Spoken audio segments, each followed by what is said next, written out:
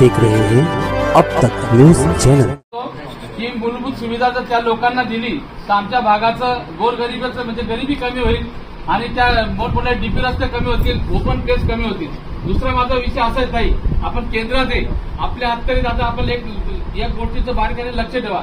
आम्हाला वेळोवेळी अमृत योजना येते आणि अमृत योजना आल्यानंतर इथले सर्व प्रशासन, सिटी इंजिनियर, येणारे आयुक्त, आता यांना माहिती नाही भानगड काय, ते काही उलटा सुलटा प्रस्ताव तयार करतात आहे आणि तो 100-150 कोटीचा अमृत योजनेचा आमचा पैसा आता फालतू जातो। आता रामभाऊंनी सूचना दिली, रामभाऊ मिस्त्रींनी, की गडारी काढले जात नाही, घाण कचरा उचलले जाते। मागे 100 कोटी रुपये आम्ही अमृत योजनेचे कचऱ्याच्या म्हणजे वाटाघाट्याच्या घशात घातले, आम्हाला 1 रुपयाची सुविधा मिळाली, आम्ही पीडित झालो। ही मच्छरच्या याच्याने माझी स्वतःची मुलगी डेंग्यू मध्ये वाढलीच आहे। माझा दुसरा प्रश्न असा आहे की पुन्हा एक अमृत योजना आली, यांनी प्लास्टिकचे पाईप टाकले आणि त्या ठेकेदाराचं पोट भरलं ह्याच महापालिकेने। म्हणजे अमृत योजनेअंतर्गत 100 कोटी रुपये आहे। आता पुन्हा यांनी एका त्या वॉटरग्रेस कंपनीचा ठेका रद्द करायचा आणि दुसऱ्या ठेकेदाराला आमच्या बोकांडे मारायचं आणि त्याच्यावर जर अमृत योजनेचा पैसा नसला तर 15 युक्त आयुक्तचा पैसा खर्च करायचा आणि 15 युक्त आयुक्तने जर पैसा नाही दिला तर मालेगाव महानगरपालिकेच्या जनरल फंडावर ताई येणाऱ्या 5 वर्षात 100 कोटी रुपयांनी प्रस्ताव टाकून दिलेला आहे आयुक्त म्हणून आणि स्वच्छता निरीक्षक म्हणून। सर माझा शेवटचा प्रश्न ताई की पोषण आहार मध्ये आपण बारकाईने लक्ष द्या।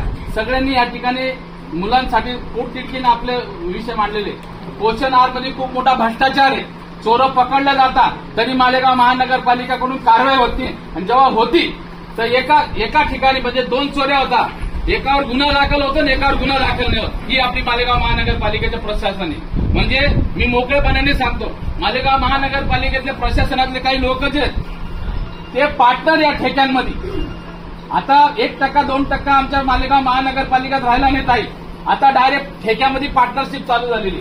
म्हणून आम्ही या मूलभूत सुविधा ज्या केंद्राकडनं येतात आणि त्या केंद्राचा आम्हाला उपयोग काय होतो सांगायला गेलं तर आम्ही जेव्हा अंदाजपत्रकात बघतो, मी एक माजी नगरसेवक आहे, जेव्हा विषय पत्रिकावर होतं का 100 कोटी आले, 200 कोटी आले आणि 100 आणि 200 कोटी ऐकून सण एवढं मोठं मन होऊन जातं। जेव्हा आम्ही प्रॅक्टिकल कामावर जमिनीवर बघतो तर आमचे हाल होत आहे सगळं, म्हणजे आम्ही पीडित होतो तो पैसा बघून सर।